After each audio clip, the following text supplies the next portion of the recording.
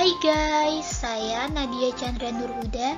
Di sini akan menjelaskan tentang sastra kontemporer. Lebih tepatnya, mengenal lebih dekat apa itu sastra kontemporer. Yang pertama, apa sih sastra kontemporer itu? Yuk simak baik-baik video penjelasannya. Sekilas mengenai karya sastra kontemporer. Awal kemunculan sastra kontemporer sempat mengobrak-abrik sastra konvensional. Sastra kontemporer muncul sebagai reaksi terhadap sastra konvensional yang telah lama beku dan tidak kreatif lagi. Sastra kontemporer menyentuh pada semua lapisan jenis karya sastra, seperti puisi, cerpen, dan novel.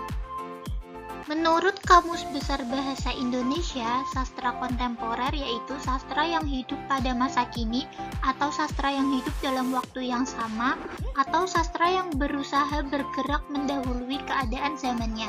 Sastra kontemporer merupakan karya sastra yang muncul sekitar tahun 70-an, bersifat eksperimental, dan memiliki sifat-sifat yang menyimpang dari konvensi-konvensi sastra yang berlaku biasa atau umum. Sastra kontemporer muncul sebagai reaksi terhadap sastra konvensional yang sudah beku dan tidak kreatif lagi. Sastra kontemporer merambah pada seluruh jenis karya sastra, seperti novel, puisi, dan drama.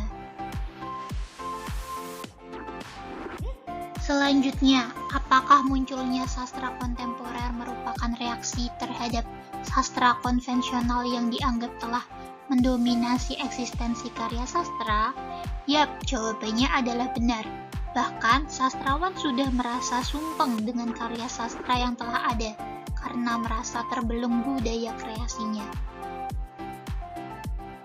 Selain itu, sastra kontemporer juga bisa dikatakan sebagai sastra mutakhir, karena pada masa itu sastra ini dianggap sebagai ujung dari penciptaan karya sastra pada masanya.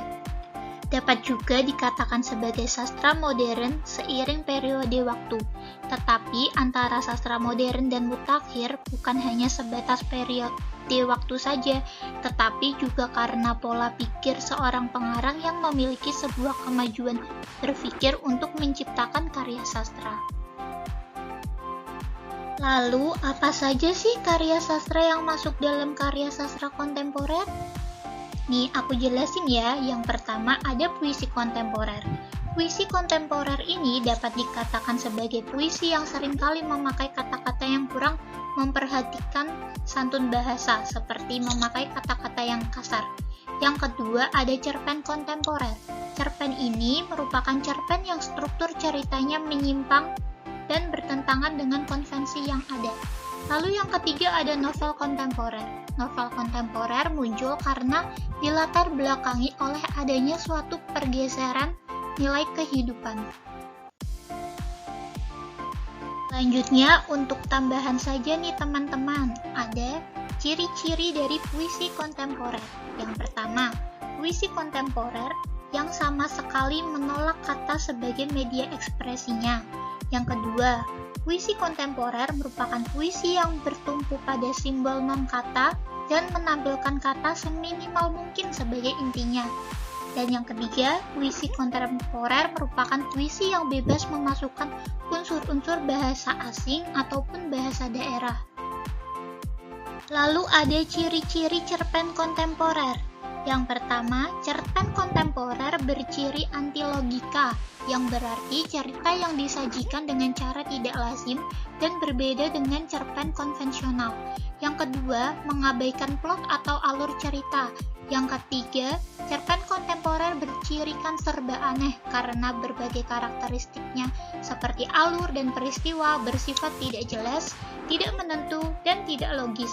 Dan yang keempat, cerpen kontemporer berciri anti tokoh, yang berarti perihal tokohnya jelas atau tidak jelas itu tidak masalah.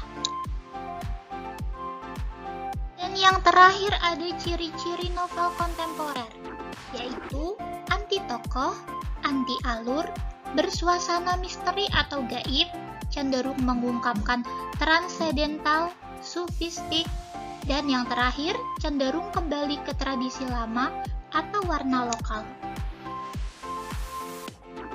Sekian video penjelasan sastra kontemporer dari saya.